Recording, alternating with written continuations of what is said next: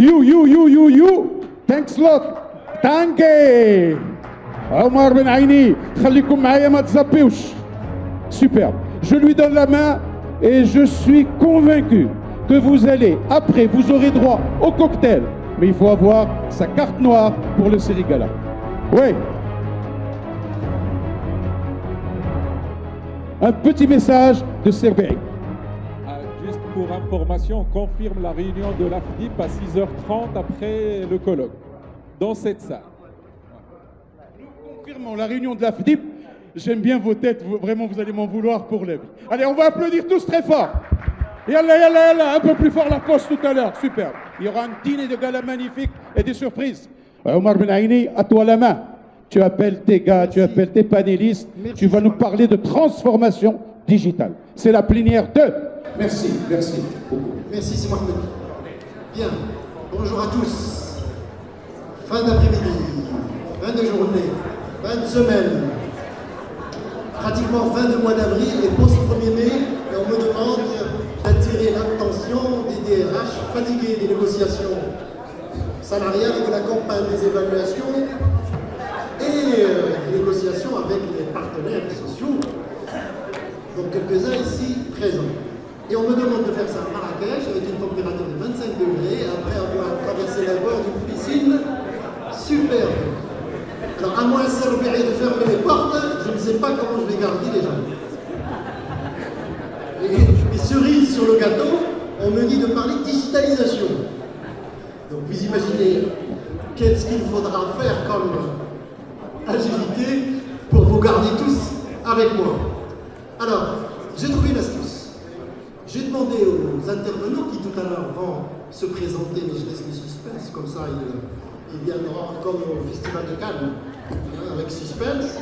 J'aurais demandé de ramener chacun, pourquoi j'ai des micros, c'est pas je leur ai demandé de ramener chacun un objet qui, pour eux, puisqu'on parle d'Afrique, représente l'Afrique. Vous voyez, même lorsqu'on s'intéresse à la digitalisation, nous ne parlerons pas d'algorithmes et de solutions, nous parlons de choses très poétiques. Et pour donner l'exemple, comme tout à l'heure, ça parlait de poules, je me suis dit, qu'est-ce que je vais pouvoir présenter?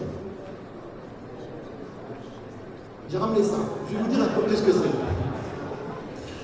Au début, franchement, j'ai pensé au léopard. Léopard qui est un animal africain d'excellence. Mais je savais qu'à la sécurité, c'était difficile de faire entrer, comme dans un sac. Alors pourquoi léopard déjà? Léopard parce que j'ai regardé un peu sur Internet. Voilà un animal qui, contrairement à ce qu'on peut croire, a des atouts très limités et a énormément de contraintes. Il ne peut chasser que seul, tout ça je l'ai sur Internet, donc il n'y a aucune compétence zoologique là-dedans. Il ne chasse que seul, contrairement aux loups, aux hyènes, aux lions, aux lionnes et même les ours polaires et les tigres du Bengale. Il est obligé d'utiliser de façon très optimale deux compétences qu'il a, qui sont l'agilité, vous le savez, il n'a presque pas de vertèbres cet animal, et évidemment la course, puisque comme vous le savez, c'est un sprinter, c'est pas un coureur de foot. Et en lisant un peu, je me suis dit, voilà l'Afrique, elle a des atouts réels, mais elle ne peut pas chasser comme chassent les tigres du Bengale ou les ours de l'Europe, et il n'a même pas à le faire comme il en fait. Est-ce qu'il n'y a pas moyen de faire comme le léopard, qui utilise son agilité de façon très astucieuse, qui sache se faire oublier dans la brousse, et qui ne fait son saut magnifique et sa course, puisqu'il ne pourra courir plus de 300 mètres, que s'il est sûr qu'il va attraper sa proie. Alors comme je ne pouvais pas ramener le léopard, son agilité, j'ai ramené un œuf, parce que l'avantage avec un œuf, c'est qu'on peut se mettre dedans ce qu'on veut. Ah, c'est un œuf dur, hein, même incassable. Hein. Alors, bon, il n'y a pas un fœtus, il n'y a pas un bébé, un futur bébé léopard, il y a une grenouille. Je n'ai pas voulu prendre une grenouille dans un bocal, surtout à Marrakech, capitale COP22, ça serait une offense à l'écologie et à la nature. On va dire que c'est une grenouille, pourquoi? Parce que je pense qu'on est tous sensibles, et c'est l'introduction à cette table ronde, qui n'est pas tellement ronde, mais enfin, on va dire qu'elle est... C'est une table, il n'y a même pas de table. C'est un ensemble de sièges. En fait, c'est le seul grenouille. Je ne vous apprends rien. Si on conjugue l'agilité et la course du léopard africain avec le saut de grenouille, nous obtenons une économie d'un siècle, par exemple, en téléphonie, ou comme tout à l'heure pour le léopard, nous, Africains, on n'est pas obligés de faire ce qu'ont fait les pays européens, l'Amérique du Nord, avec une partie de l'Asie, c'est-à-dire investir pendant un siècle dans les câbles aériens, en cuivre et autres matériaux, ou câbles souterrains, ou hertziens.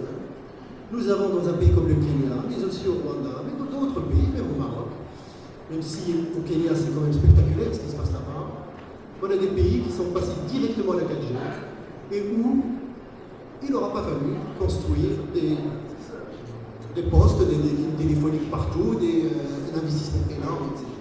Ce qui est valable, comme vous le savez, pour la téléphonie, qui est une des grandes ruptures numériques, des sauts, parce que ce sont les sauts, les sauts numériques, est arrivé dans le paiement par mobile, tous les services financiers par mobile, puisqu'aujourd'hui, un Africain qui travaille dans une ville peut envoyer, dans un pays comme le Kenya, j'ai vu que la moitié des Kenyans font les services mobile, et c'est l'un des leaders mondiaux.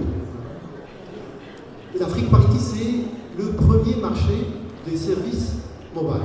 Alors ce jeune cadre qui habite dans une grande ville peut envoyer à ses parents, s'il veut les soutenir, en plein brousse, en plein montagne, un mandat, sans qu'il aurait fallu construire des agences bancaires, des agences financières avec tout le COPEX et le fonctionnement en effectif, en moyens, en énergie, puisque Madame le ministre ce matin nous disait que l'Afrique et Madagascar avaient peu d'énergie et elle était chère.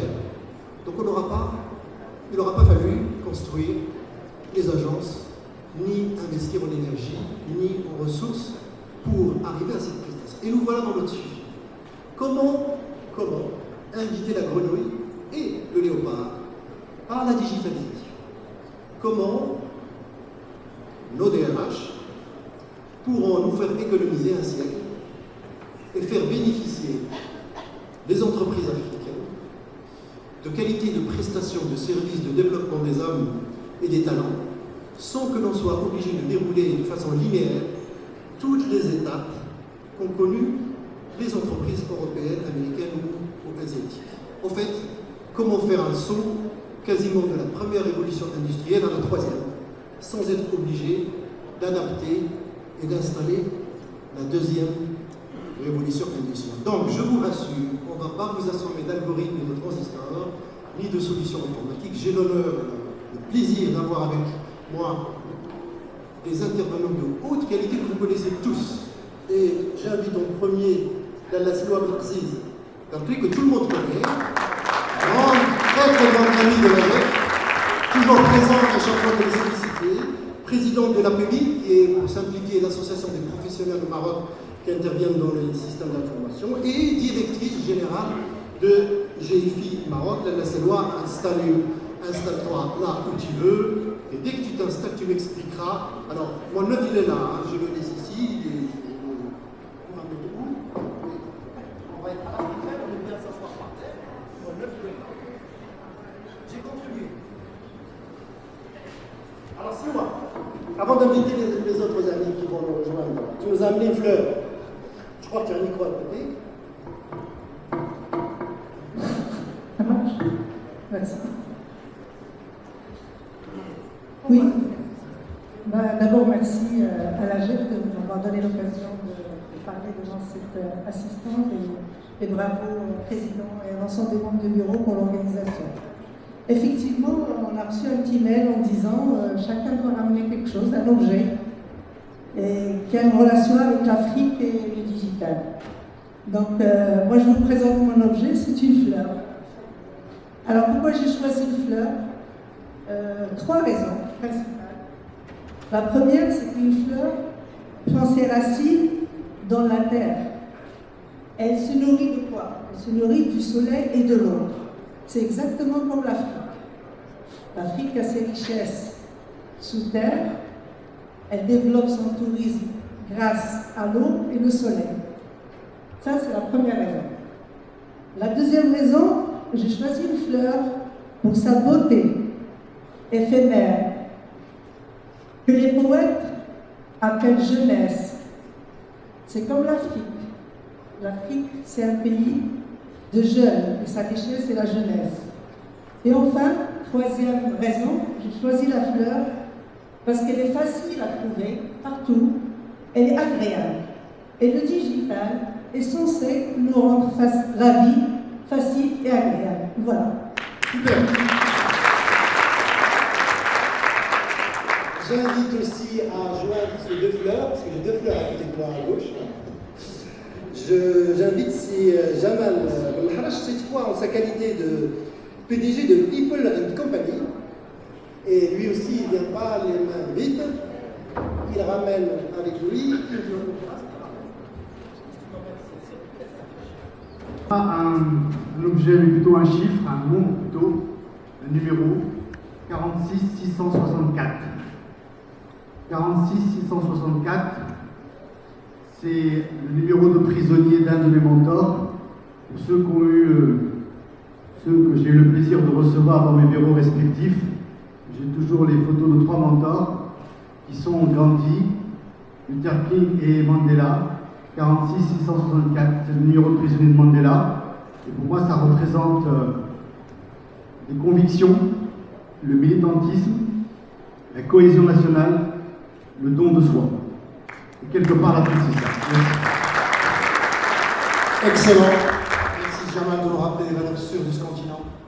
C'est Hamid Othmani, sa qualité de président du groupe LMS, va nous rejoindre. Il a ramené avec lui quelque chose à la main. Il va nous dire donc quoi l'Afrique a pour lui, quelle représentation il se fait de ce grand continent, cette emploi en Amérique d'Afrique. C'est Hamid, bonjour. Installe-toi où tu veux.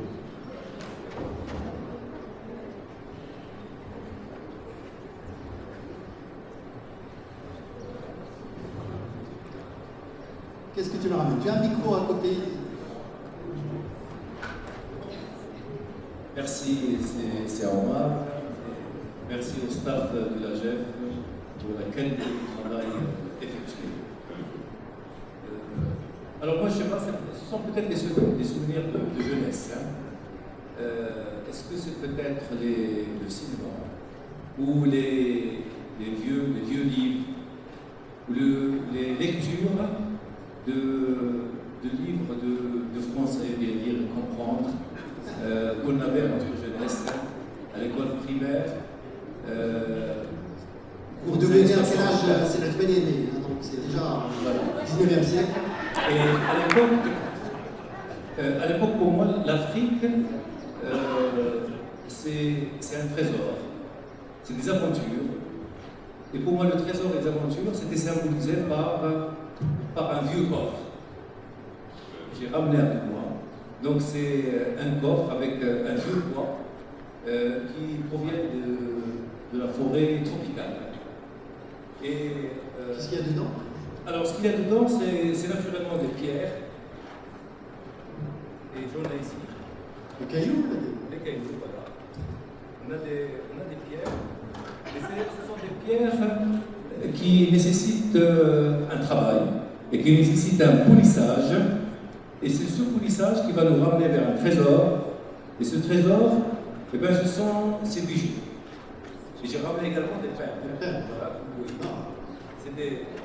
Alors, la grande difficulté qu'il y a avec les coffres, c'est qu'ils ont de vieux cadenas. Et ces vieux cadenas, eh bien, pour les ouvrir, là, on est face à beaucoup de secrets, de rêves et de mystères. Parce que tout ça, c'est vieux et c'est séculaire. Et pour ouvrir le coffre, on a besoin de la clé. Et je pense que la clé pour ouvrir le coffre Afrique et avoir ce trésor, on a besoin d'une clé biologique. Parce que l'Afrique, c'est la solidarité, c'est le lien social, et on a besoin d'une clé biologique. Et aujourd'hui, on a besoin d'une deuxième clé, qui est la clé numérique. Et merci à la GEF pour la pertinence du choix du sujet de cette année. Merci Stéphanie, donc tu nous diras où on trouvera ces clés tout à l'heure dans les débats. J'ai aussi le plaisir d'accueillir confrères, c'est Hicham El Selmi, qui est directeur général de Microsoft Maroc, que je pense que tout le monde connaît, et qui va nous dire ce que l'Afrique représente pour lui, quelle perception il a de l'Afrique.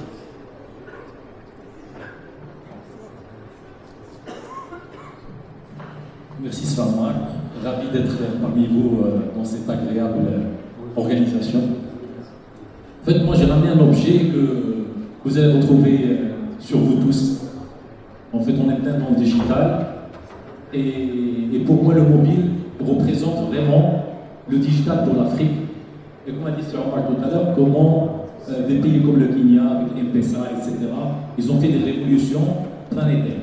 Aujourd'hui, l'Afrique dispose d'un taux de pénétration du mobile le plus fort et qui permet vraiment à l'Afrique d'avoir cette agilité.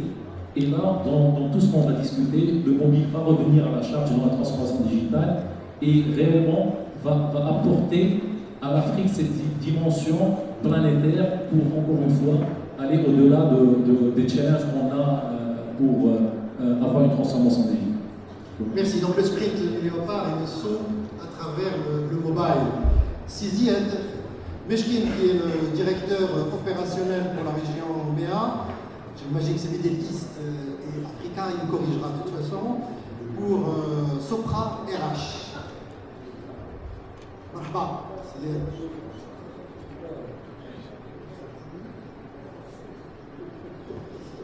Je sais que tu n'es pas venu l'ami.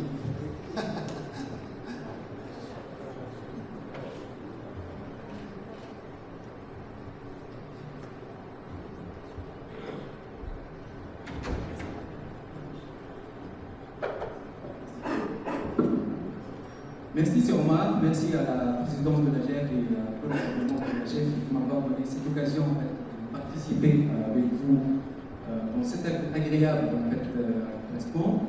Donc effectivement, en fait, j'ai pensé à ramener avec moi un objet. J'ai hésité entre deux au départ, mais finalement en fait, j'ai ramené avec moi une carte. Déjà c'est un cadeau, une carte de l'Afrique où il y a en fait un enclave stellaire.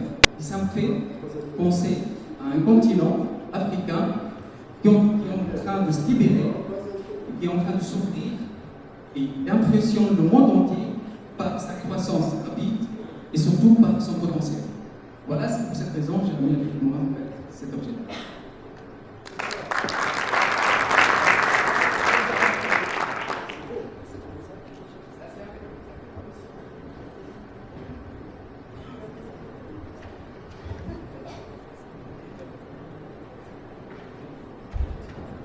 Zakaria, mon collègue est en train de changer de sujet, mais bon.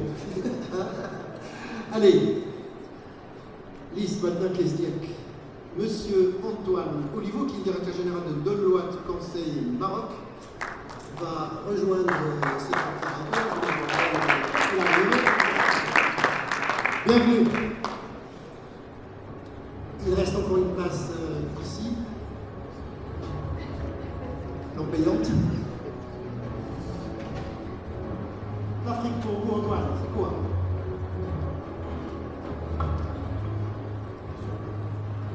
Bonsoir à tous.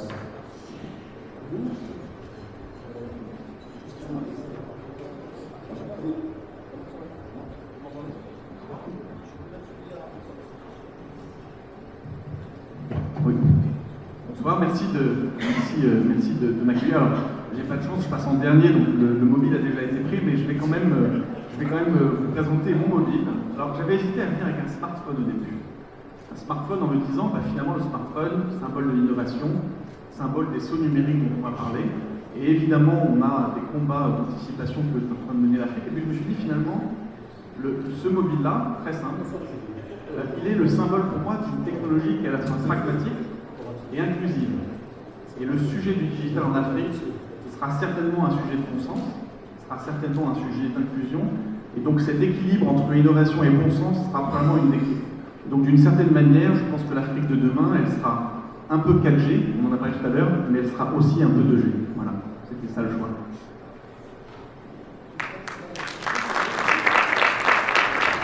Comme ça, on ne fâchera aucune marque.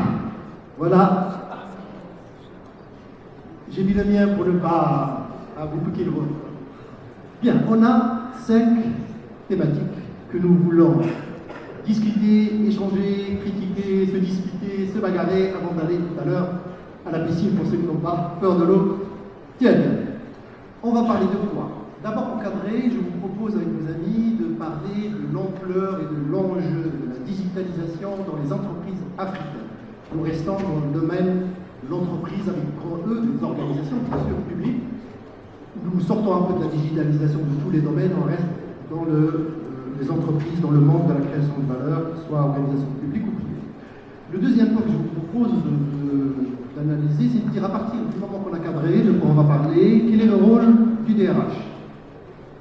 Est-ce qu'il va accompagner ce mouvement? Est-il acteur? Est-il lui-même sujet et objet? Nos amis répondent. Ensuite, quelle approche, quelle méthode? Une fois qu'on a pris conscience, et les amis qui sont là sont tous de grands adeptes de ces choix de transformation digitale, c'est de dire oui, mais est-ce qu'il n'y a pas des circuits optimaux? Est-ce qu'on ne peut pas faire comme le léopard de tout à l'heure ou la grenouille? Et quelle démarche, quelle priorité? Par quoi commencer lorsqu'on se met dans cette perspective? Ensuite, pour certains, ceux qui le souhaitent, nos amis, pourront faire des témoignages pour dire ce qu'il y a des exemples de réussite, des choses qui marchent bien, qu'on peut reproduire, copier et utiliser dans d'autres contextes, d'autres pays africains pluriels et différents. Et puis, il faut bien aussi parler des choses qui fâchent. La DRH est une fonction politique, ce n'est pas une fonction technique. Il faudrait bien qu'à un moment ou l'autre, on les mette tous un peu en zone de danger, on sort de notre zone de confort et dire quels sont les effets, les impacts indésirables de la digitalisation, parce qu'il y en a, on ne va pas se voiler la face, mais ce n'est pas une fatalité. Donc nos amis vont nous dire comment anticiper ces impacts, les accompagner pour éviter des fractures et des points de non-retour qui coûtent très cher à l'entreprise et évidemment à la communauté. Et sans transition, comme on dit dans le journal télévisé, je vais donner la parole à Antoine qui a bien souhaité nous planter le décor sur le cadrage ampleur. Super, merci beaucoup.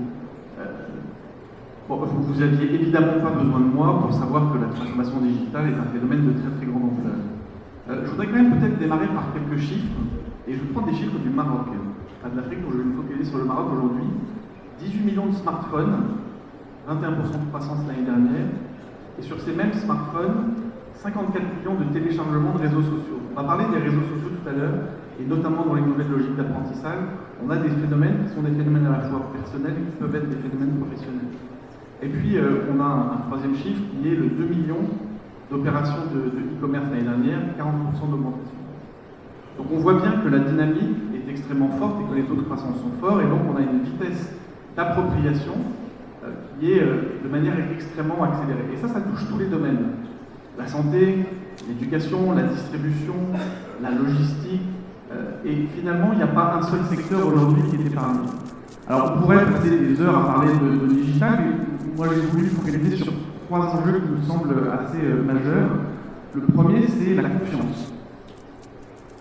Comment est-ce que le digital peut apporter de la confiance en Afrique? Il y a 2 sujets dont j'aimerais parler plus précisément. Le premier, c'est le sujet de la blockchain. Alors, je ne sais pas si vous avez tous entendu parler de la blockchain. On prédit que la blockchain sera la plus grande révolution depuis la création d'Internet. C'est probablement vrai. Mais aujourd'hui, la blockchain, finalement, comment est-ce qu'elle peut aider l'Afrique à gagner en confiance? Il y a 2 types donc la plus en libre distribuée dans le monde entier, où l'enregistrement d'une transaction n'est du consensus de la communauté. Et donc, par exemple, quand on regarde le cadastre, le Ghana, par exemple, a fait un saut numérique, parce que c'est ça le sujet, en mettant son cadastre sur la blockchain, en partant d'un cadastre qui n'existait pas à un cadastre 100% numérique. Le même sujet est également vrai pour la transparence des processus électoraux, avec la biométrie. La biométrie est effectivement quelque chose de très important. Ça, c'est la première chose, c'est la confiance.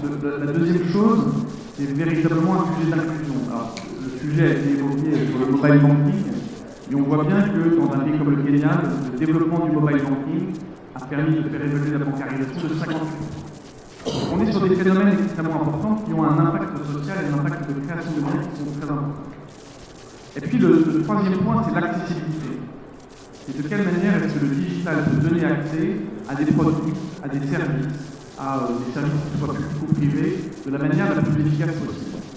Et là, je ne vais pas tellement être sur un numérique, mais je vais vous raconter un projet qu'on mène en ce moment dans un pays d'Afrique avec une poste qui dit comment est-ce que le téléphone mobile, pas le smartphone, mais le téléphone que je vous ai montré là, est capable de permettre à n'importe quel citoyen de mon pays de commander des produits et de me les faire livrer par la géolocalisation.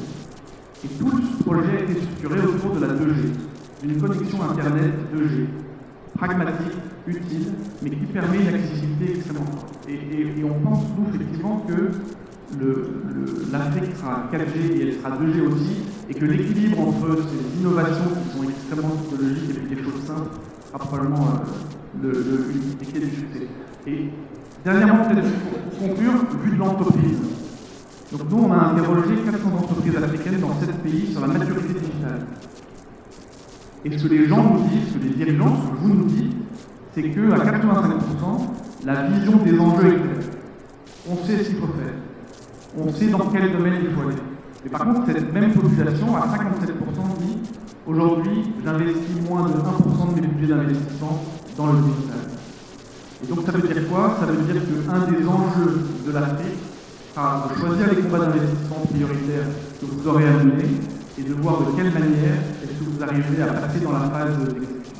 Voilà les quelques mots que je voulais partager avec vous. Merci Antoine. Si Antoine, je veux dire ça, vous faites bien de nous rappeler ces sauts. Je pense que c'est excellent. On ne se rend pas compte de ce qui est fait en Afrique. J'ai regardé cette semaine pour préparer notre plateforme. C'est incroyable ce que vous dites sur les sophistiqués, déjà, la téléphonie qui a remporté la connectivité, qui a permis la connectivité pour les citoyens, également les services financiers par mobile, également le e-gouvernement, c'est quand même une chose incroyable qui se passe en Afrique, également le e-commerce, dont on connaît un peu l'essor au Maroc par exemple, c'est un pays africain, et puis les plateformes collaboratives aussi, tous ces choses sont réels, on n'est pas en train de parler de 2022, nous sommes en train de parler de 2015, 2017, c'est intéressant, et le laisse-moi toujours dans le cadrage par rapport à l'ampleur et à l'enjeu des changements qui sont déjà là, c'est même pas la peine de parler de futur, nous sommes déjà dans le présent, sinon même on n'est pas intéressant. Le laisse-moi, qu'est-ce qu'on peut cadrer avant de rentrer dans le reste du sujet? Tout à fait, je suis d'accord avec ce qui a été dit par rapport aux chiffres au Maroc, mais je dirais on parle beaucoup plus matériel que de contenu. Je pense qu'au Maroc, en tout cas, on manque de contenu. Par rapport à d'autres pays d'Afrique, il y a à peu près 30 pays d'Afrique qui ont une stratégie digitale à horizon 2020-2025 maximum. Mais sur tous ces pays-là, il y a que moins de 15 pays qui effectivement mettent en place cette stratégie. Donc, je peux dire, vous avez parlé de Mobile Payments. Mobile Payments, on vient de faire un forum hier, ça démarre cette semaine au Maroc. Alors que nous avons depuis déjà des années un taux de pénétration des smartphones qui dépasse les 120%. Donc je dirais qu'il y a des pays effectivement qui sont très en avant. Si on prend par exemple les services civiaux dont vous avez parlé, nous sommes au Maroc à moins de 20% de procédures administratives qui sont déjà dématérialisées. L'objectif de la stratégie 2020, c'est d'arriver à 50%. Vous prenez un pays comme la Côte d'Ivoire, vous avez plus de 50% déjà des procédures administratives qui sont dématérialisées. Vous pouvez demander des attestations d'étudiants, d'officialité, etc. Donc il y a une disparité. Je pense que l'étude dont on vient de parler à l'instant, c'est une étude qui montre ces disparités. Ce qu'il faut par rapport à l'Afrique, justement, on a deux avantages. On a la jeunesse, on en a parlé, et nous avons aussi la connectivité, parce que depuis 2007, l'Afrique, avec des fibres optiques et des câbles souterrains, elle est déjà connectée à tous les autres pays. Donc ça, c'est un grand avantage. Donc si on prend jeunesse plus connexion, nous avons, je dirais, un avantage compétitif qui est important. Et donc on devrait, et ça a été dit ce matin, on devrait plutôt partager nos expériences. Et nous, à l'API, en tant que fédération des digitales, nous avons des accords avec 8 pays d'Afrique de l'Ouest que nous avons signés et avec qui on veut partager justement les expériences et prendre des projets qui marchent déjà, qui sont opérationnels, comme par exemple au Gabon par rapport aux agriculteurs, comme par exemple au Kenya par rapport aux paiements et autres pays, et prendre ces projets d'image et les installer et les mettre en œuvre dans les autres pays. Ça serait vraiment, je pense, important et on gagnerait énormément de temps. Le deuxième enjeu par rapport à cette jeunesse, cette collectivité, et là c'est un peu les rôles des DRH sur le Z, c'est comment les retenir, comment retenir justement ces talents, on en a parlé tout à l'heure, parce que nous sommes, je pense, le secteur qui est le plus concerné, malheureusement, en ce moment, par une fuite massive à partir du Maroc, à partir de la Tunisie également vers l'Europe. Au Maroc, nous avons à peu près, nous formons, pour votre information, au Maroc, entre le public et le privé, nous formons à peu près 7500 informaticiens par an. Quand un pays comme la Pologne forme 70 par an. Et en ce moment, nous avons à peu près 50 informaticiens par mois qui partent. Donc ça fait à peu près 600 informaticiens par an. On doit absolument faire quelque chose. On ne peut pas, la mobilité, c'est la mondialisation, on ne peut pas empêcher les citoyens et la jeunesse de partir de travailler ailleurs, mais il faut absolument trouver une solution pour former beaucoup plus, et nous avons les moyens de former beaucoup plus, premièrement, et deuxièmement, ces jeunes-là, ces compétences informatiques, il faut leur donner plus de projets structurants, innovants et intéressants. Parce que ce qui passe, ce n'est pas uniquement pour la rémunération, c'est également pour travailler sur des projets structurants de l'autre côté en Europe. Excellent, la Loire. Vous nous cadrez, vous nous rappelez à quel point les défis de la digitalisation sont aujourd'hui des enjeux de développement humain et économique, non seulement souhaitables, mais pour lesquels on n'a aucune excuse de traîner les pieds, d'autant plus que, et vous me donnez l'occasion de me rappeler de quelque chose que j'ai lu, je crois, hier ou avant-hier, on constate déjà, d'après ce que nous disent les experts, une fracture entre pays côtiers africains et pays continentaux. Je ne le savais pas. Il y a, paraît-il, un exemple célèbre de Djibouti, je crois, et de l'Érythrée, où Djibouti, petit pays, ultra connecté, très en avance sur la connectivité, la digitalisation, et ses voisins côtiers à côté, très, paraît-il, en retard. Je parle sous le contrôle de nos amis. Et déjà, vous voyez, les câbles marins ou sous-marins, je ne sais pas comment on les appelle, ont déjà mis en lumière une fracture numérique insupportable. Alors, vous avez interpellé les DRH, vous avez bien fait, ils sont souvent vos clients, donc vous les connaissez bien. En face, il y a d'autres professionnels qui travaillent avec les RH, c'est le Tmani qui est à votre gauche. Alors, le DRH, objet, sujet de la transformation, qu'est-ce qu'on peut dire sur son rôle? Merci, Sir Omar. Quand j'ai vu l'intitulé de la table ronde, il y a trois mots-clés. Hein. Il y a les ressources humaines, le DRH, il y a la transformation, et il y a le digital. Alors, je voudrais d'abord rassurer les Pardon, est-ce que tout le monde entend bien? Parce que moi d'ici, je n'entends pas très bien. Vous entendez les orateurs? Même tout à l'heure, j'avais deux doutes sur ces lois. Les gens, je crois qu'on n'entend pas très bien, cher ami. Très bien. Je disais qu'il y a trois concepts qui m'interpellent. Donc, directeur des ressources humaines, transformation et digital. Et je voulais effectivement rassurer et les entreprises et les directions générales sur les capacités démontrées déjà au cours des 20-30 dernières années des directions de ressources humaines à pouvoir se transformer et à pouvoir accompagner cette évolution. La transformation n'est pas une nouveauté pour la DRH.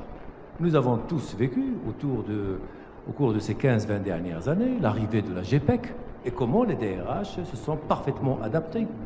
Nous avons vu également comment les DRH ont pu surfer sur ce mouvement, et cette évolution et cette transformation.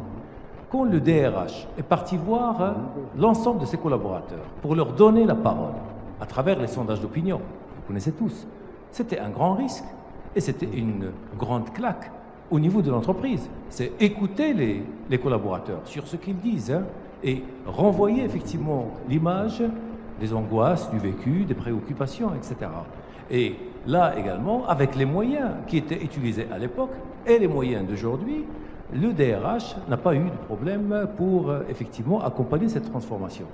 La gestion de la performance, avant c'était une affaire d'opérationnel.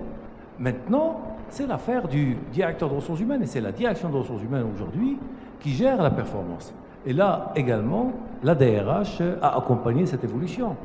Le binôme DRH-DG, ou comment le DRH a réussi effectivement à s'approcher du centre de la décision de la direction générale, où le plus près c'était le financier. Et cette transformation a été réussie.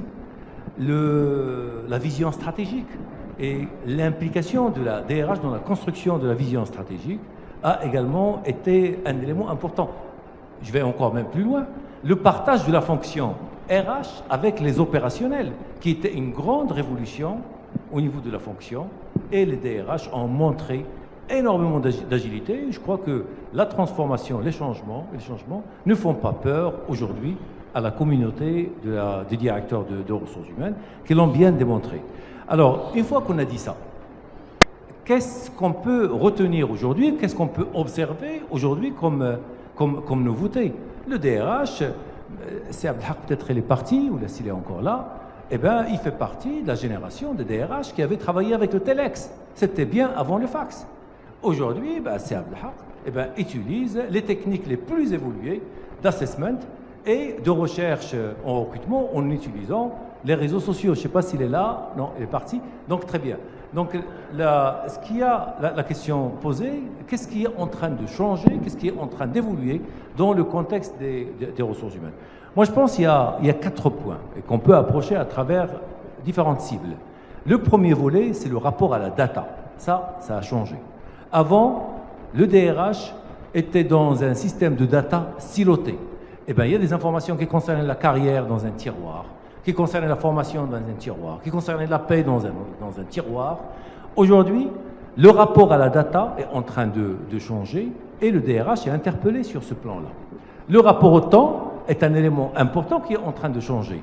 Eh bien, la réactivité ou l'exigence de réactivité aujourd'hui des parties prenantes au niveau de l'entreprise, c'est plus ce qu'il avait avant. Et le DRH est en train d'évoluer. Le périmètre aujourd'hui est en train de changer. On ne peut pas dire aujourd'hui que face à un problème que connaissent nos 3 entreprises, aujourd'hui, si je prends le groupe Africa, si je prends Central Danone ou si je prends le groupe Olmarcom avec le mouvement de boycott, on ne peut pas dire aujourd'hui que le DRH n'est pas totalement impliqué, concerné par rapport à cette préoccupation qui est en train de toucher la survie de l'entreprise. Donc le périmètre, effectivement, de la direction des ressources humaines est en train de changer, qui va au-delà de la responsabilité sociale. Je prends, c'est Omar, très rapidement, 3 cibles. Très rapidement. Très rapidement. Alors, je prends le manager, le collaborateur et les talents. Aujourd'hui, la demande des collaborateurs, c'est d'avoir son portail RH. Il arrive, il a une adresse, il a une fenêtre Facebook, il a un compte WhatsApp. Il faut qu'au niveau de l'entreprise, qu'il ait son propre portail RH qui lui donne toutes les informations dont il a besoin. Et des informations qui doivent être fiables, instantanées.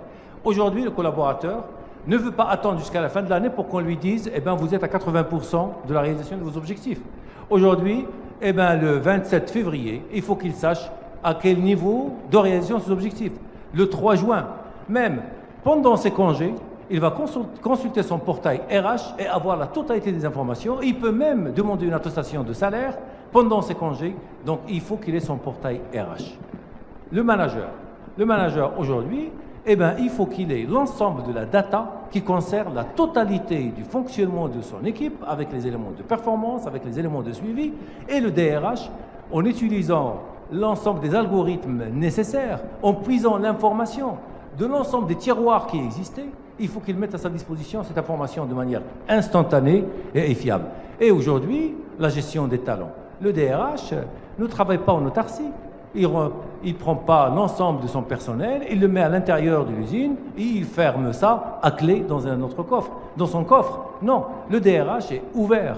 Il doit communiquer sur le brand, il doit développer son image employeur, il doit séduire tout son environnement externe pour attirer les meilleurs. Et un dernier point où je peux vous dire effectivement que la digitalisation est un élément important, c'est la gestion des grèves. récemment, eh bien, nous avons assisté peut-être à une première grève au Maroc, ce que j'appellerais la grève 2.0, où les réseaux sociaux, aussi bien chez les syndicats, chez les partenaires sociaux, que chez la direction générale et la direction des ressources humaines, étaient véritablement le champ de bataille. Et effectivement, cette grève le bras de fer a été lancé au niveau des réseaux sociaux, et c'est grâce aux réseaux sociaux que les combats ont été remportés et que la bataille a été gagnée. Donc, merci, c'est Hamid. Et merci. Un nouveau concept très intéressant, c'est vrai, disons-le, la grève digitale, le conflit social digital qui interpelle le DRH, comme vous dites, en dehors de ses bureaux et qui le met dans une position réellement d'observateur, de radar sur ce qui se passe dans l'environnement de l'entreprise et également à l'intérieur de l'entreprise. Si Jamal va également réagir, il a souhaité réagir sur le rôle du DRH, son positionnement. Et désolé d'avoir charcuté une partie de ton titre. Oui, effectivement. C'est pas la fiche qui n'est pas à jour également parce que je suis BDO Advisory, donc j'ai rejoint ce groupe il n'y a pas très longtemps.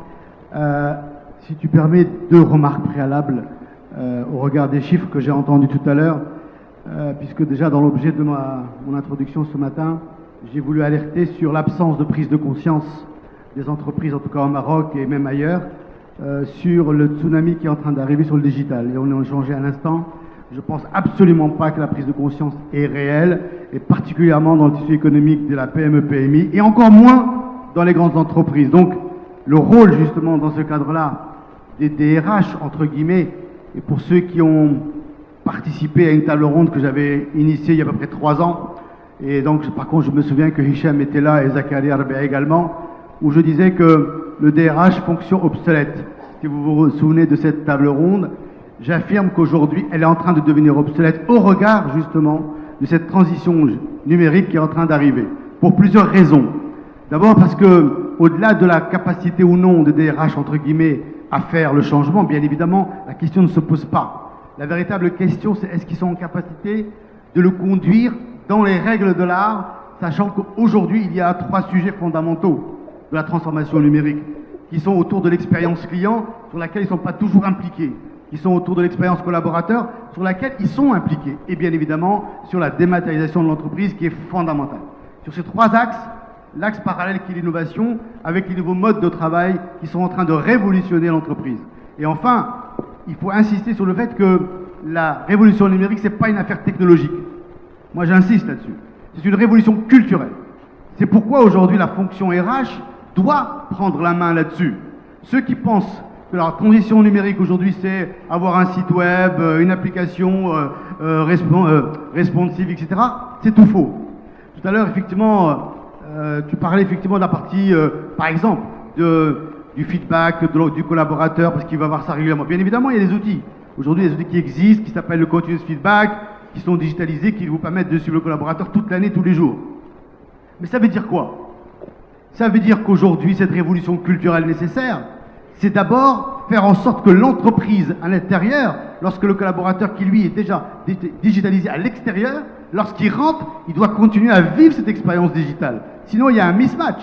Et cette expérience digitale, ça veut dire quoi? Ben, ça veut dire qu'effectivement, comme on est dans la logique du bring your own device, etc., de ne pas changer d'univers, de garder son univers et de pouvoir vivre toute l'expérience à l'intérieur à travers le smartphone ou le PC éventuellement. Mais au-delà de ça, ce qui est fondamental aujourd'hui, c'est de comprendre ce qui va se passer dans 2 ou 3 ans chez nous. L'intelligence artificielle, ce n'est pas un concept abstrait, ce n'est pas uniquement à la télé.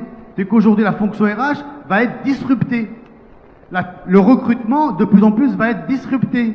Donc, je dirais même demain, il faudra comprendre que certaines missions au sein de la fonction de la chaîne de valeur RH, elles seront complètement ailleurs. Donc ça veut dire quoi aujourd'hui? Ça veut dire que, et là pour revenir à ce que disait mon ami Atmani, c'est que, encore une fois, je repose la question différemment. C'est pas, oui, on a changé, on a réussi à faire la GPEC, etc. Ça, c'est des concepts qui sont dépassés. Aujourd'hui, on ne gère plus les hommes de la même manière parce que justement la relation a changé. Donc je crois que comprendre les RH d'hier, c'est bien. Mais ce qui est important, c'est quoi le futur? C'est quoi l'entreprise 2.0? Comment on l'anime? Comment on la transforme? C'est ça le vrai sujet. Et donc, la génération d'acteurs qui sont dans cette salle doit prendre le pouvoir pour devenir des transformateurs. Et la révolution digitale, c'est votre territoire de jeu. Si vous ne l'avez pas, dans les 3-5 ans, vous n'avez plus votre job. Il faut être très clair. Vous n'avez plus votre job dans les 3-5 ans. Pourquoi? Parce que justement, cette génération Y et Z qui est en train d'arriver, elle pousse les murs. Parce que justement, à l'extérieur, et je reviens à ce qu'a dit Atman également sur les grèves 2.0, il a raison, c'est que ça se passe à l'extérieur de l'entreprise. Donc si l'entreprise n'est pas prête, si l'entreprise n'exprime pas ou ne prépare pas les choses en interne, sur les 3 volets dont je vous ai parlé, à savoir l'expérience client, l'expérience collaborateur et la dématérialisation de l'entreprise, point d'avenir. Et enfin, la révolution numérique, c'est d'abord une question de business aussi. C'est la création de valeur. Ça disrupte les modèles économiques. C'est pas simplement, encore une fois, avoir un bon ordinateur, une application, etc. C'est comment je vais vendre demain. Je rappelle, encore une fois, que on prend souvent l'exemple d'Uber, mais prenez juste Airbnb. Airbnb n'a même pas une chambre d'hôtel. D'accord? Avec une capitalisation boursière qui dépasse l'entendement aujourd'hui. Pas d'actifs, mais énormément de chiffre d'affaires. Blablacar, etc., etc. Donc ça veut dire que, quels que soient les métiers dans lesquels nous sommes aujourd'hui, le rôle du DRH aujourd'hui, c'est de se poser la question et d'anticiper avec son DG, est-ce que demain, nous ferons notre métier de la même manière? C'est la seule question qui vaille pour accompagner la transformation sur les 3 dimensions, je réinsiste encore, expérience client, expérience collaborateur et dématérialisation de l'organisation pour faire en sorte que demain, l'entreprise 2.0 ait un sens parce que justement, elle revient à dire ce que tu disais tout à l'heure, à savoir qu'on va aujourd'hui faire le saut de grenouille, effectivement, on va zapper quasiment une révolution pour arriver à celle du digital. Merci, Si Jamal, pour cette introduction exhaustive. Mais j'insiste pour avoir la réponse du DRH. Donc, Si Zaid, je vous mets un peu je mets la pression, Si Zaid.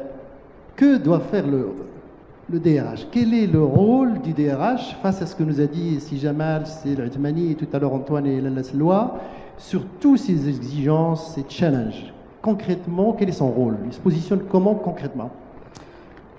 Excellente question, c'est Omar, mais peut-être juste avant de vous répondre, je vais donner juste un chiffre ici. Il a fallu 40 ans pour faire connecter 2,5 milliards d'individus sur l'Internet. Sur les 36 prochains mois, on va encore connecter 2,5 milliards d'individus. Donc l'accélération, elle est là. Elle est juste phénoménale.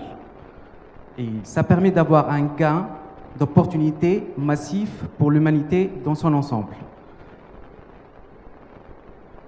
Ce qu'on est en train de vivre, c'est une révolution en fait. Et cette révolution impacte notre vie quotidienne de tous les jours. Notre manière de faire, et les médias, les corps politiques, et aussi les entreprises, et d'une manière plus générale, toute activité économique. Contrairement aux révolutions précédentes, en fait, révolution industrielle ou technologique, cette révolution, elle est marquée par une ampleur sans précédent. Cette ampleur, en fait, est due du fait qu'elle est portée par les individus et non pas par les entreprises. Les entreprises sont en train plutôt de suivre le mouvement que plutôt de le créer. D'où l'urgence et la nécessité de l'entreprise de mettre en place des projets de transformation digitale qui permettra, bien sûr, de faire face à de nouvelles concurrences beaucoup plus innovantes et agiles. Maintenant, pour revenir à votre question sur les apports de la fonction RH. Ma réponse, ça va être articulé sur 2 axes. Le premier, c'est de dire déjà, la fonction RH en elle-même doit se réinventer, doit s'adapter et se moderniser à travers des mises en place d'outils qui sont beaucoup plus modernes, qui sont en parfaite adéquation avec l'environnement externe, qui intègrent le nomadisme, des concepts que l'individu, l'employé, est en train de vivre dans sa vie privée. 2, c'est de dire que voilà, les processus RH en elles-mêmes. Vous savez, notre manière de faire a changé. Le recrutement, si je prends l'exemple de recrutement, le recrutement se fait aujourd'hui d'une manière très différente par rapport au passé. Au passé, si vous vous rappelez, en fait, on fait des annonces sur la presse, on met 3 semaines pour collecter les CV, etc. Aujourd'hui, on a la donnée, au bout de quelques minutes, en fait, on a plus ou moins l'annonce qui est déjà là, il y a les sortes de recrutement comme LinkedIn, tout comme Viadio, et le processus de recrutement, il a changé.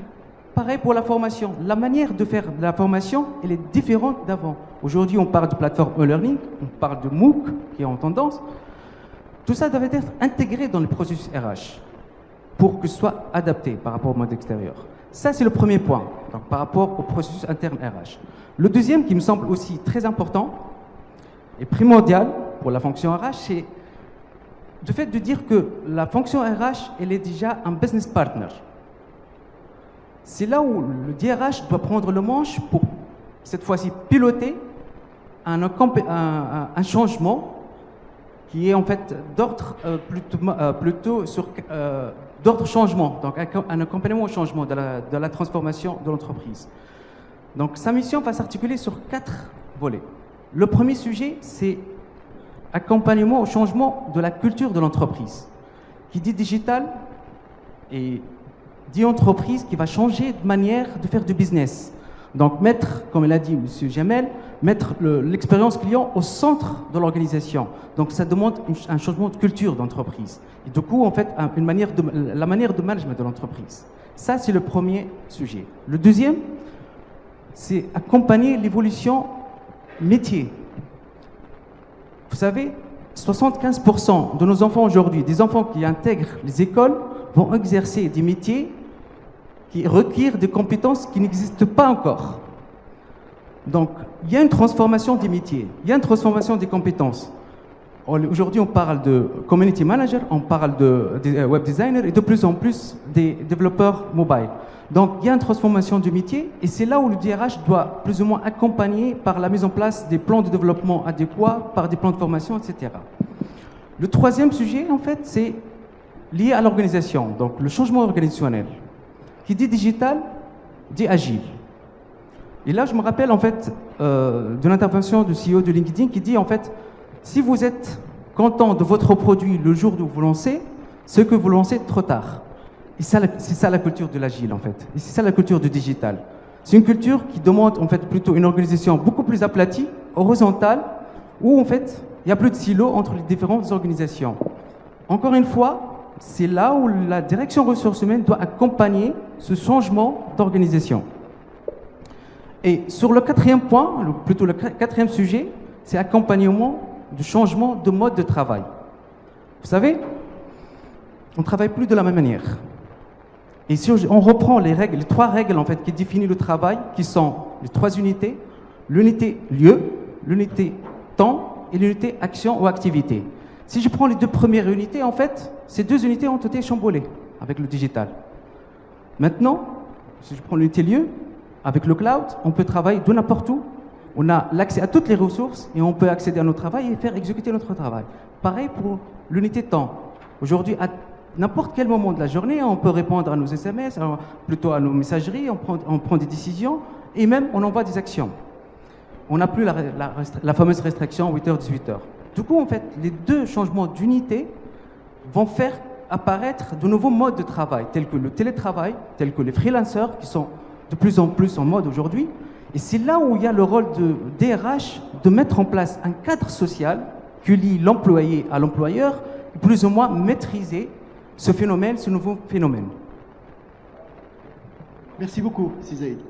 C'est Hicham, je vous ai fait promettre, avec pression et chantage, de nous parler, entre autres, de quelques exemples de réussite qu'on pourrait transposer, reproduire, copier et partager.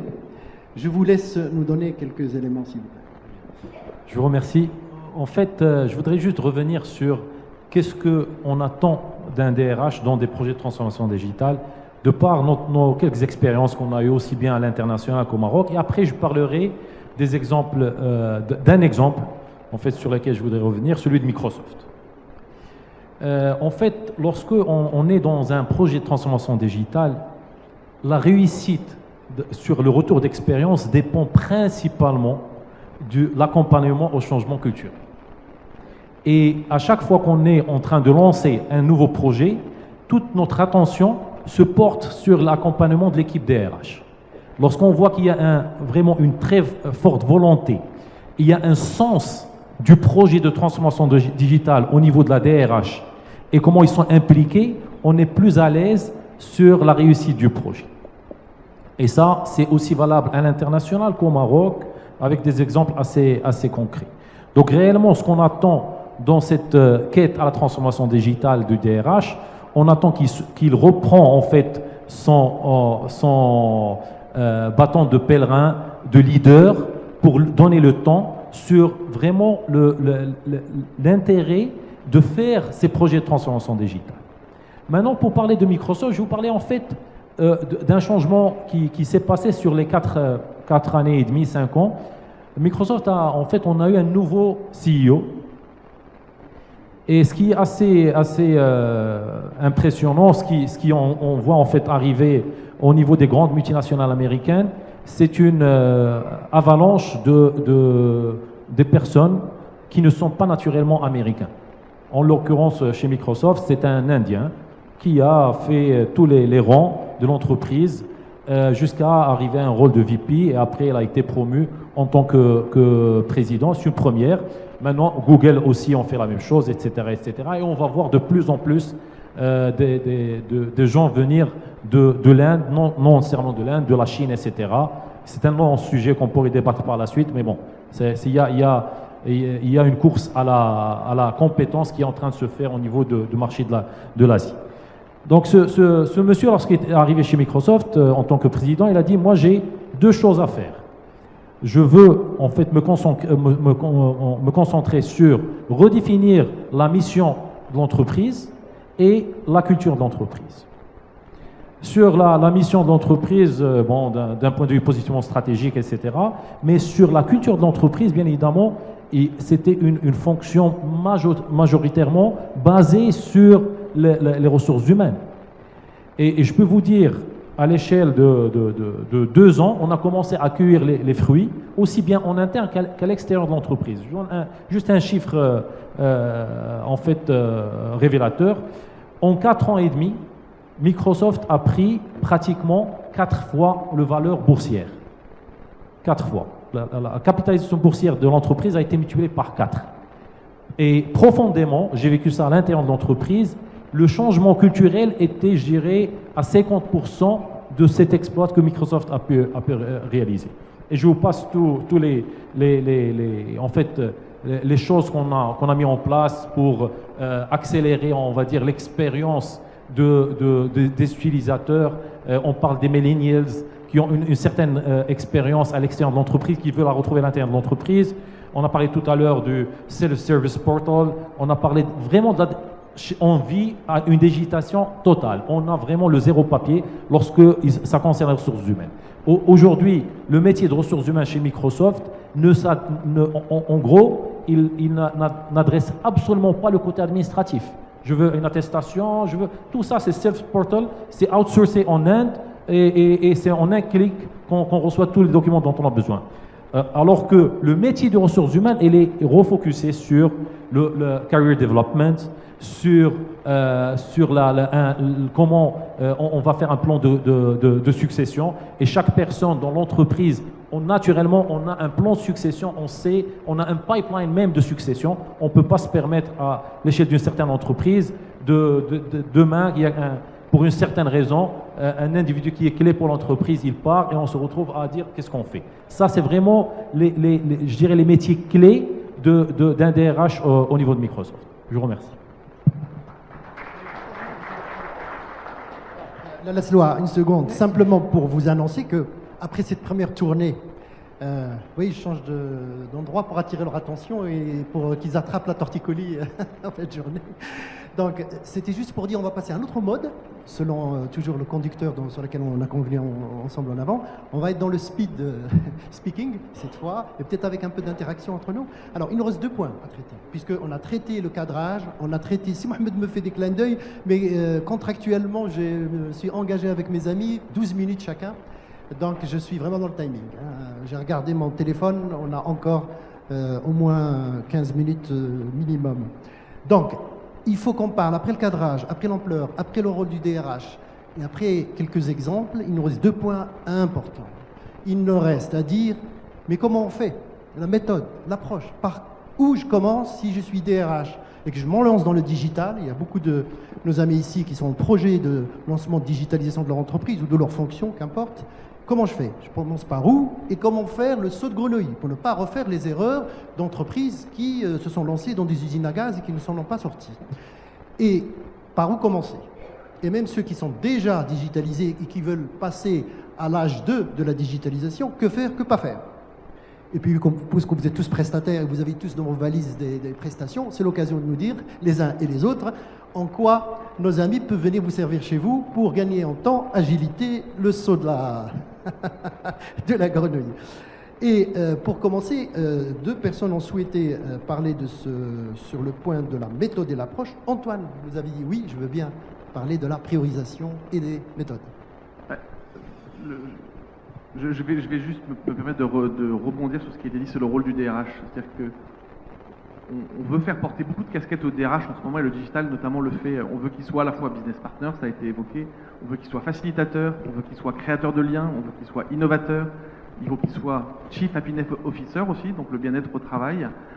Et toutes ces casquettes-là sont finalement pas toujours très simples à gérer. Ce qui nous semble absolument fondamental dans la manière de commencer, c'est le sujet de la compétence. C'est le sujet de la gestion de la compétence. Et pour nous, les 4 enjeux autour de la compétence, le premier enjeu, c'est véritablement de réussir à partager la connaissance. Le digital permet de nouveaux modes de partage de connaissances et des montées en compétences beaucoup plus horizontales. Ça a été dit.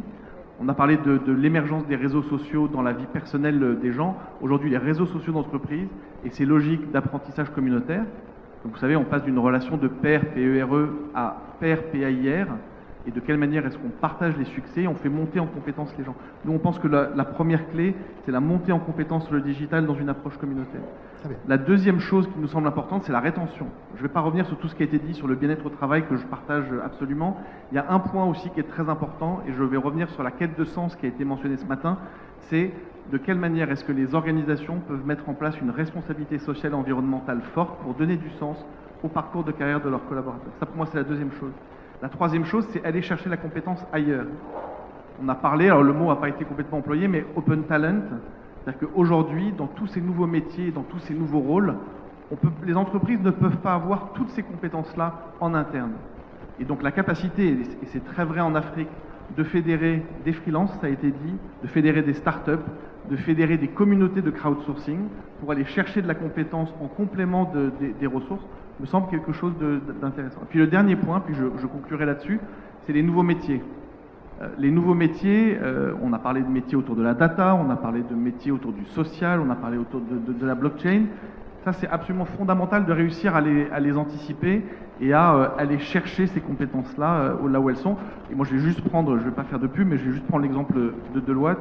On n'aurait pas imaginé, nous, il y a 5 ans, qu'on aurait aujourd'hui 40 000 personnes, 40 000 informaticiens qui font du développement dans nos centres de développement, dont 5 000 qui font de la blockchain, de la robotisation des processus et de l'intelligence artificielle. Et donc la capacité à prendre ces virages rapidement, à notre avis, sera probablement autour de la compétence un point clé. Voilà, vous faites bien, Antoine, de le préciser, d'autant plus que l'étiquette finance vous collez à la peau à Deloitte, et là vous nous dites non, on se trompe. Aujourd'hui, 2 tiers des 260 000 collaborateurs de Deloitte sont des consultants. Voilà. Excellent. Merci pour le speed de speaking. Céloa, tu voulais aussi sur ce sujet? Très rapidement, je suis d'accord avec tout ce qui a été dit. Je voudrais juste préciser quand même que les projets de transformation digitale, ce sont des projets qui sont très complexes, qui sont coûteux, qui, je dirais, touchent à tous les process de l'entreprise, depuis donc l'ensemble des process, le marketing, le commercial, les RH, la production, etc.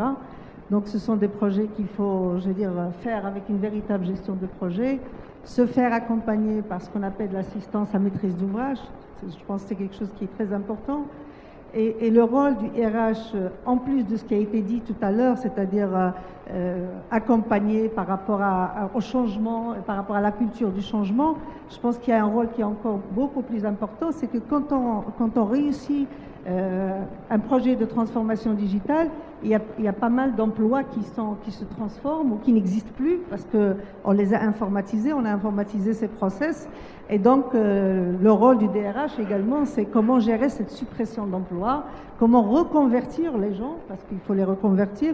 Il y a d'autres types d'emplois. Je pense que c'est quelque chose qui est très important. Et le deuxième point, on n'en a pas parlé, on a un peu effleuré, c'est ce qui est télétravail.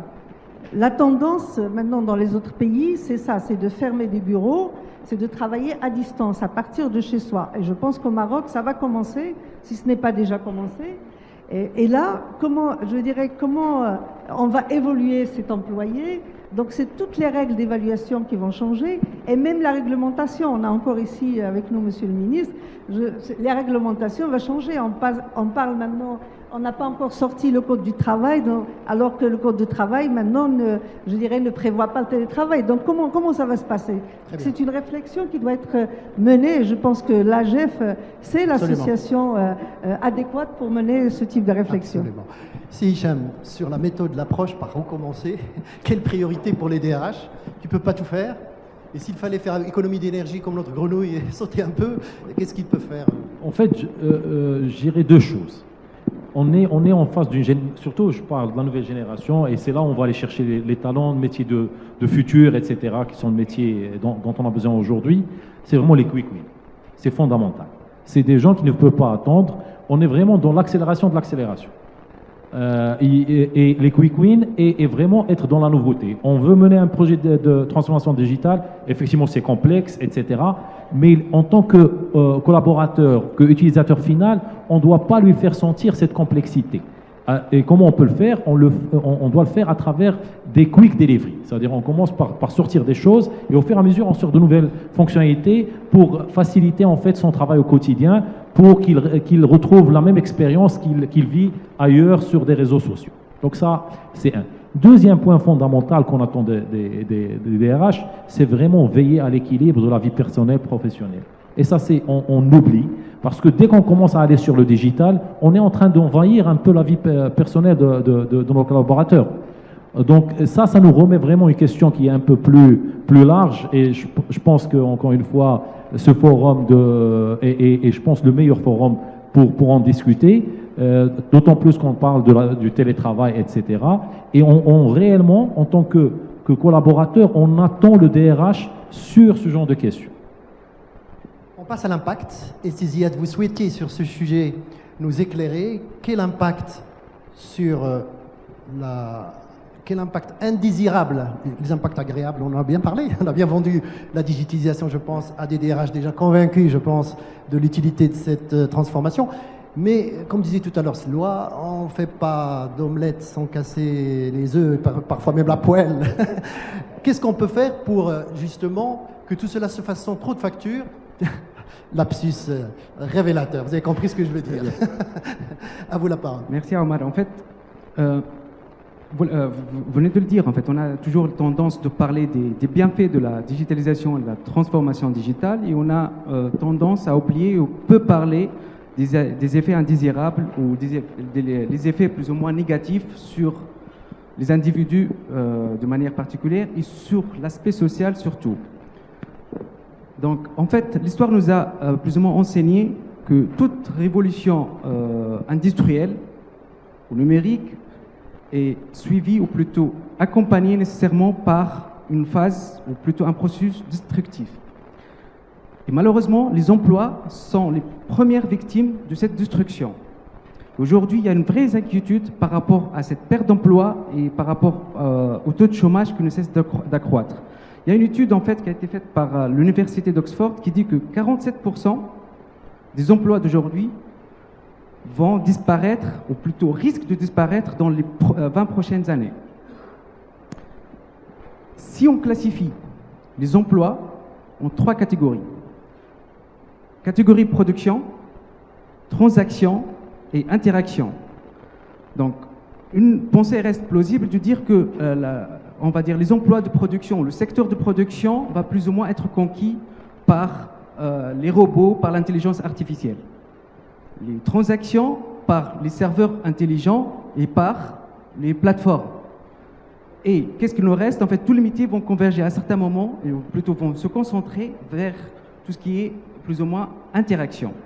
Tout ça pour dire que la conception de la carrière elle-même, elle est en perpétuelle transformation. Et c'est là où le DRH en particulier, l'entreprise en général et le DRH en particulier, doit s'investir pour attirer, recruter et développer des profils qui sont capables de s'adapter avec des turbulences d'une période et une époque incertaine.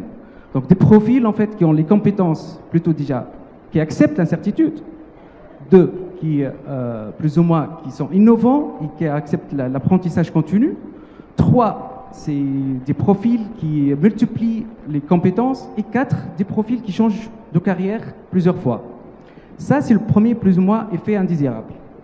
Le second, en fait, c'est ce que vient de dire M. Hichem, en fait, c'est la confusion totale entre vie privée et vie professionnelle. Donc aujourd'hui, la frontière entre les deux, elle est devenue obsolète. Tout à l'heure, on a parlé de changement d'unité, lieu et temps. On parle toujours, en fait, de télétravail. Donc il y a des effets effectivement indésirables sur la vie personnelle et la vie sociale, et on parle maintenant de plus en plus de désengagement en fait, des individus et des collaborateurs, et des dépressions et même des blackouts. C'est vrai qu'aujourd'hui, il y a des actions qui doivent être menées par les DRH pour plus ou moins limiter les dégâts. Lorsqu'on parle par exemple de télétravail, c'est ce qu'a évoqué Mme Salwa, il faut mettre un cadre social pour le télétravail. En France, par exemple, c'est vrai que le télétravail se fait à partir du domicile, mais l'obligation du collaborateur déjà assez limitée dans le temps, c'est 2 jours par semaine pour max, et en plus de préparer un endroit bien précis dans son domicile, réservé pour le travail. Et l'employeur a le droit de faire une visite pour s'assurer du bon déroulement en fait, de cette, plus ou moins, la disparition, plus ou moins le bon déroulement du travail au sein du domicile. Voilà. Merci Cézanne pour le speak. Slotimani, comment accompagner le DRH pour profiter de la transformation digitale, mais surtout aussi pour assumer le côté ingrat de la fonction, qui est celui des impacts sur l'équilibre de la structure? Enfin, encore une fois, je suis dans un discours qui rassure. Parce que gérer les impacts d'un progrès technique, le DRH a souvent été l'essentiel et le cœur de son métier. Et je crois que la digitalisation aujourd'hui n'est qu'une énième vague, effectivement, de ce progrès technique. Le DRH a toujours géré les problèmes de sureffectifs, a toujours fait des plans sociaux. Maintenant, peut-être l'impact est beaucoup plus important parce que les effectifs concernés sont peut-être plus importants. Mais peut-être l'atout aujourd'hui des DRH, et là je voudrais peut-être casser une idée reçue, ceux qui disent qu'aujourd'hui le DRH est dans un monde incertain, dans un monde imprévisible, c'est faux. Jamais le DRH n'a eu accès à autant d'informations, et d'informations fiables qu'aujourd'hui. Et ça, c'est un élément important. Je donne l'exemple d'une administration avec qui nous sommes en train d'accompagner aujourd'hui dans son projet de digitalisation. Une administration qui, du jour au lendemain, a décidé de fermer la totalité des agences de son réseau et a décidé d'interdire tout contact de l'usager ou du client avec ses fonctionnaires, et que toute opération serait digitalisée et qui est en train de réussir effectivement son pari sur un plan technique. Donc le tout digital.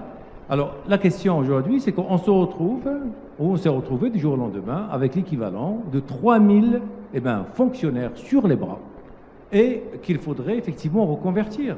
Le travail se passe très bien et les gens même sont heureux. Pourquoi? Parce qu'ils sont en train de découvrir d'autres horizons, ils sont en train de découvrir d'autres modes, etc. Ce qui a changé aujourd'hui, c'est qu'avant, et les DRH peuvent confirmer ça, rappelez-vous, il y a 7-8 ans, pour faire un bilan de compétences, on avait besoin de 3 jours pour faire un bilan de compétences. Aujourd'hui, on fait des centaines de bilans de compétences en une journée, grâce effectivement à la technologie. Avant, il fallait faire venir les gens, les mettre dans des salles, qu'ils remettent des questionnaires, on prenne ces questionnaires, etc. Aujourd'hui, le fonctionnaire en question, ou le client, le collaborateur en question, de chez lui, il est en train de répondre à des tests, et nous avons ces éléments. Moi, je crois la plus grande, parce que le DRH sait gérer les plans sociaux et sait gérer également la transformation des métiers, et le rythme et la rapidité de transformation de métiers, rien ne changerait. il est plus enrichi avec toute l'information qu'il a aujourd'hui, toute la technologie et tout le savoir qu'il a à sa disposition. Ce qui va changer, et ça va demander beaucoup de créativité. Imaginez que le colloque que nous sommes en train de vivre aujourd'hui, où tout le monde a fait le déplacement de Casa, peut-être de, je sais pas, de l'Afrique, de l'étranger, etc. Hein, et que ce que nous attendons effectivement de ce colloque, c'est qu'on parte avec un savoir, avec des benchmarks, avec des échanges, avec de l'expertise. Ça ne poserait pas de problème. On aurait pu le réussir tout en restant chacun chez lui, de son bureau. Mais par contre, la soirée de gala que Serbeï nous a organisée ce soir, où nous allons trinquer, où nous allons assister à des échanges d'émotions, à de la passion, peut-être à danser, à vivre des moments importants qui vont créer des liens entre nous, eh bien, ça, on ne peut pas l'avoir tout en restant chacun chez lui. On va demander à notre DRH de nous organiser ce type de colloque, d'atteindre les mêmes objectifs. Chacun va rester chez lui, le télétravail, travail à domicile, les freelances, etc. Mais qu'à la fin de l'opération, il y ait non seulement la totalité de l'échange de savoir et d'expérience, mais qu'on parte avec la même satisfaction. Et sur ce plan-là, le DRH est demandé et attendu en termes de créativité, effectivement, de nouvelles prestations de la lien DRH. social. Donc, en 2030, Serbeï, les colloques de l'AGF se feront ici, c'est ça. Rassure-nous, Zakaria, tu nous rassures. Merci. Si Jamel, pour clôture, on me regarde avec des regards obliques. Si Jamel, il a quand même, comme tout le monde, 3 minutes. Juste 3 minutes? Non, même pas. Ça va être très rapide, puisque la question c'était... Je sais que tu es réactif. Comment accompagner? C'est très simple. Mon numéro, c'est 06 74 4 fois. Donc, trêve de plaisanterie. Je pense qu'il y a 3 questions en termes de méthode auxquelles il faut répondre. C'est why, la question du pourquoi et le sens d'une transformation digitale. Et pour ça, je pense que ce sont les CIO qui ont la main et qui ont la décision là-dessus. S'il n'y a pas ça, il n'y a pas de transformation digitale. Ensuite, il y a le travail sur le what et sur le how. C'est-à-dire, on travaille avec les équipes, etc. sur qu'est-ce qu'on va faire. Expérience client, expérience collaborateur, débat de l'entreprise, mode d'innovation, mode collaboratif. Et enfin, le how. C'est tout le travail en mode intelligence collective, etc., etc. Donc je crois que il faut absolument... Il a raison de vouloir rassurer. Mais encore une fois, rassurer, c'est bien. Mais regardez l'enjeu en face et la réalité, elle est là. Elle nous arrive droit devant nous. Et ça, c'est une urgence fondamentale. Et donc, l'être humain ne change que s'il sent le sentiment d'urgence. Nous y sommes. On n'a plus le choix. Demain sera complètement différent. Donc, soit on l'accompagne le demain, soit on le subit. Et là, on n'est plus là. Merci. Merci. Bien, on a fini. Yak, cher ami. On va faire dans la qualité, pas forcément dans la quantité, puisque je sais que vous êtes tous là et vous avez atteint le degré de patience quasi limite. Donc, je vous suggère qu'on prenne 5 questions pour commencer. Si Mohamed me dit 3, on va dire 4. Et évidemment que les débats et les discussions, c'est un sujet tellement passionnant et qu'on peut continuer dans la soirée de gala autour de la piscine. Alors, si possible, s'il vous plaît, que ça soit plutôt des questions et non pas des interventions, et que ça soit ciblé vraiment sur le sujet, qui est comment faire pour que le DRH réussisse la digitalisation avec l'équilibre que nos amis ont dit, qui était celui en même temps de garder le lien social, mais de profiter de la technologie, toujours dans l'intérêt collectif de l'entreprise qui est créer de la richesse et gagner de la valeur. Qui plonge pour la question, pas pour la piscine. La première dame qui ose et qui risque et qui plonge, c'est madame. Je vous en prie, madame. Allons-y, merci. Merci, madame. Hind Amziane, DRH de Vivo Énergie Maroc. Tout d'abord, merci de nous avoir tenus en haleine. On n'a pas pris de pause, mais on ne s'est pas ennuyé du tout avec ce panel. En tout cas, merci pour le contenu de toutes les interventions. On repart avec beaucoup de points d'interrogation, c'était l'objectif. Donc, pour moi, il y a quelques points qui restent encore à approfondir, mais en tout cas, ça nécessitera d'autres colloques que notre cher Zakaria Rebei peut nous organiser par la suite. Tout ce que vous avez dit a éveillé en moi plusieurs questions. D'abord, comment le DRH peut accompagner cette digitalisation, mais en ayant toujours dans la ligne de mire les besoins de toute l'organisation. Parce que dans l'organisation, les grandes structures, il n'y a pas que les jeunes, il n'y a pas que les jeunes qui sont dans le digital, mais on a plusieurs générations avec des besoins différents. Et ça, c'est pour moi primordial. Et on a besoin de tout le monde. Parce que même les gens qui ne sont pas dans le digital, des salariés, les collaborateurs, ben, ceux-là, on en a besoin aussi peut-être pour faire face à des clients qui aujourd'hui ne seront pas encore prêts pour accompagner tous les services digitaux. Et le Maroc, même si le taux de pénétration du mobile a atteint des proportions importantes, mais en même temps, il y a encore besoin de ce contact humain. Et donc, on a besoin de gens qui ne sont pas uniquement dans le digital.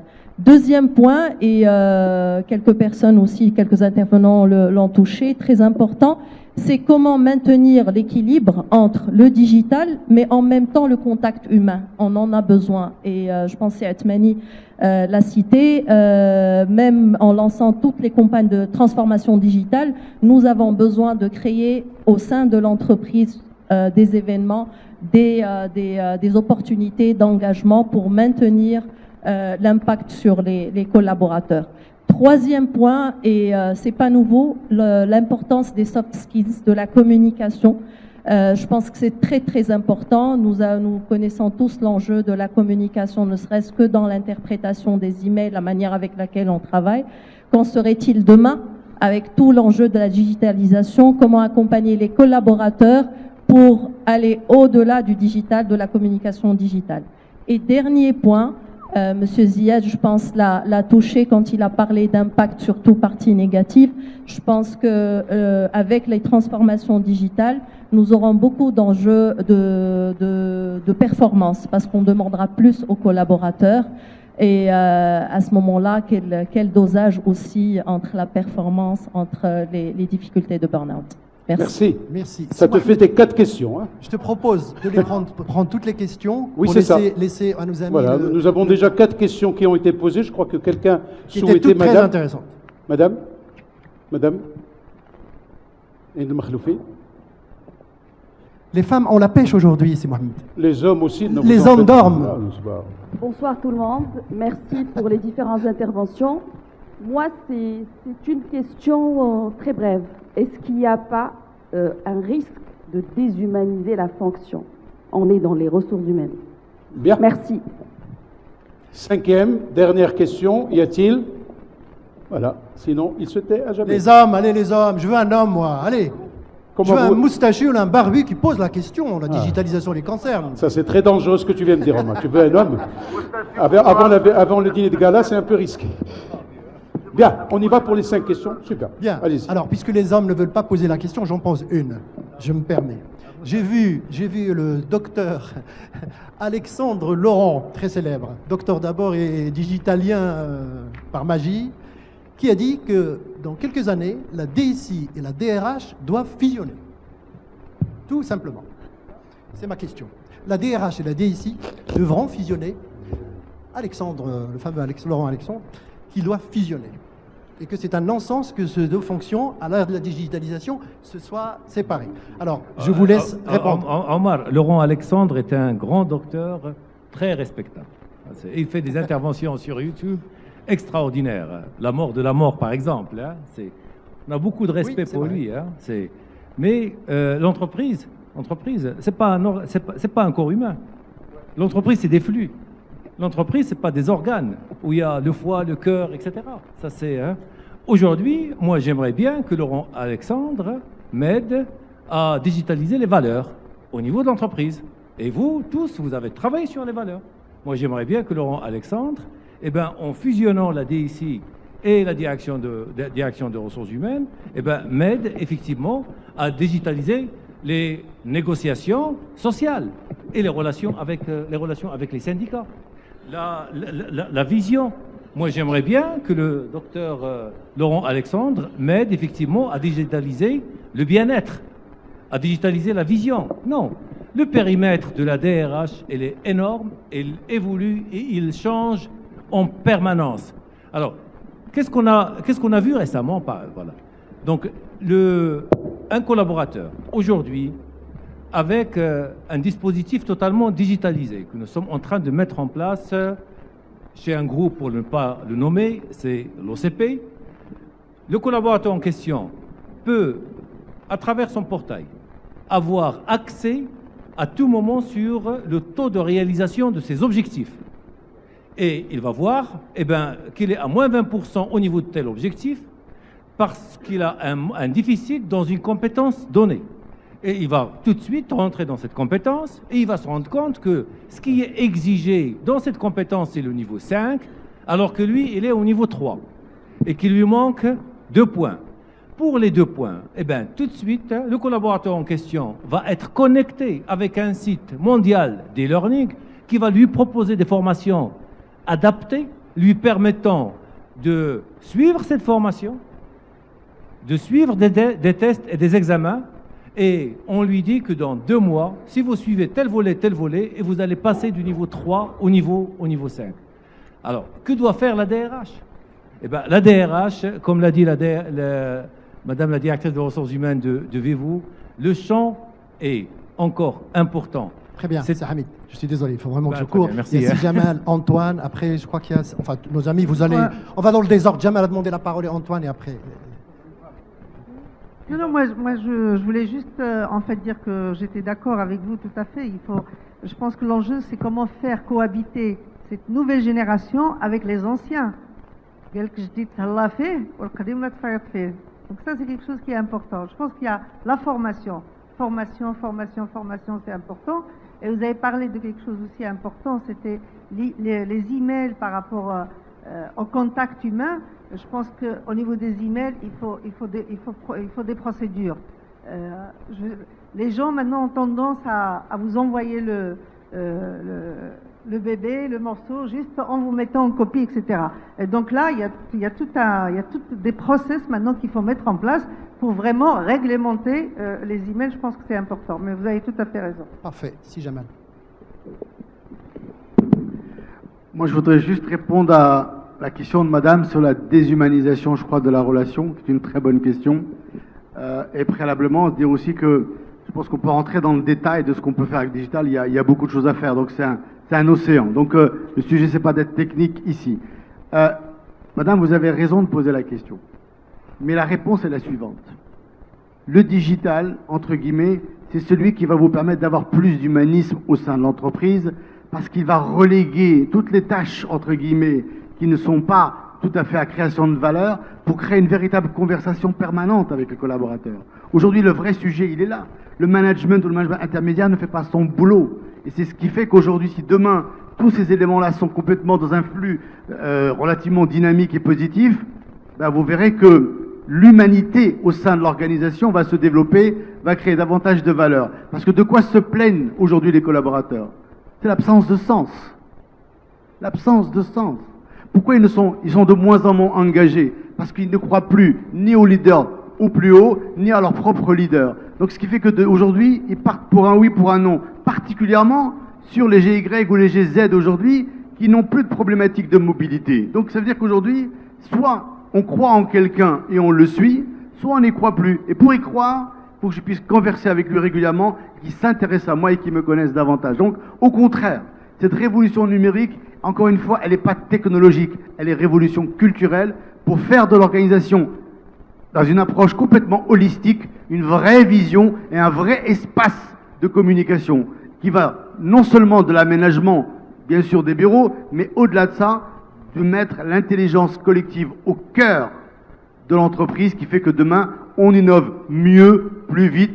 Et justement, ce que disait Zouanel ce matin, le fait d'avoir des projets d'émission, les gens sont toujours dedans. Donc encore une fois, si vous partez de cette pièce avec l'idée que la révolution numérique est d'abord une affaire technologique, alors on n'aura pas réussi notre coup. Merci si Jamal de nous rassurer que l'algorithme ne remplacera pas les neurones. Antoine. Oui, non, mais très rapidement, je vais revenir sur ce que vous avez dit. Je partage complètement. On a trop souvent tendance à dire que les projets de transformation digitale, c'est un projet pour les jeunes, pour les générations X, Y et Z. C'est pas vrai, c'est pas suffisant. Et aujourd'hui, quand on parle justement de la manière, c'est ce que vous avez dit, de relier les générations, c'est pas non plus un sujet de formation. C'est un sujet de mentoring. C'est un sujet de mentoring. Et pour nous, les projets qu'on a vus être des projets réussis, C'était des projets où il y avait un espèce de double lien de mentoring. Un mentoring des plus expérimentés sur des compétences techniques, et puis un mentoring des plus jeunes sur les nouveaux usages, sur les comportements et sur le digital. Mais tout ça sur des cas concrets et des usages extrêmement opérationnels au quotidien. Et là, c'est ce qu'on appelle l'intelligence collective. Alors on peut appeler ça réseaux sociaux, on peut mettre énormément de choses derrière. La chose qui est importante, c'est justement de fédérer toute cette logique-là, mais encore une fois dans les deux sens. Pas seulement faire un projet pour les jeunes. Merci Antoine. Ici Hicham. Et puis après, Zaïd pour répondre à des questions. Moi, je continuerai un peu sur ce que j'ai dit sur l'expérience qu'on vit chez Microsoft. Et en fait, comment on a adressé ce changement culturel très fort qu'on a vécu avec le changement du président, c'est et l'alignement des objectifs. On a une mission qui est claire, on a la vision qui s'ensuit, et comment la DRH a travaillé pour aligner les objectifs de tout un chacun. Comme ça, tout le monde se retrouve sur le même train, on trace, et lorsqu'on travaille, on travaille en intelligence parce qu'en réalité, nos objectifs sont liés. Et ça rejoint un petit peu la question de tout à l'heure sur ces aspects en fait d'alignement. Par rapport aux histoires multigénérationnelles, comment on adresse ça? Parce qu'on a bien évidemment des jeunes qui atterrissent, on en a de moins jeunes qui sont là. C'est principalement à travers la formation. Et là, on a un modèle qui est très simple. C'est comme on a des objectifs à réaliser, de vente, etc., on a un objectif de formation à faire. Et ça, c'est le rôle de la DRH, de définir ce gap entre les besoins attendus, etc. Et qu'on est même dans un monde de push, où un monde on challenge tout un chacun pour faire son quota de formation. Je m'approche pour montrer que j'ai de l'autorité. Voilà. Et qui est pris en charge dans sa notation finale, etc. Merci, Hicham. On me regarde toute la première rangée me regarde d'un regard oblique. Dernière réponse à la dernière question, je suis désolé. Désolé, Slouatmani, désolé les amis. Non, vraiment. Hamid, bon, rapidement, peut-être, je reviens sur le sujet pour dire que le projet de transformation, ça reste un projet en fait humain. Avant tout, humain avant même les outils. Donc, ce projet de transformation, ça revient à transformer l'entreprise par, bien évidemment, la culture, 2, les métiers, l'évolution du métier. Et c'est là, en fait, pour répondre à votre question, en fait, fusionner DSI et DRH, la réponse est non. En fait, c'est le rôle du RH d'accompagner tous les métiers, en fait. Donc, à bas l'impérialisme de la DSI, elle n'a bien qu'à se tenir. Même si aujourd'hui, en fait, le sujet de digitalisation, elle est porté plus par la DSI, par le département marketing que le DRH, mais c'est là où la direction ressources humaines doit prendre, on va dire, sa responsabilité par rapport à la transformation. Très bien. On va rester sur beau mot de transformation. Merci Lalla Siloa, merci Si Hamid, Si Hicham, Si Zaïd, Si Jamal et Si Antoine. Merci beaucoup.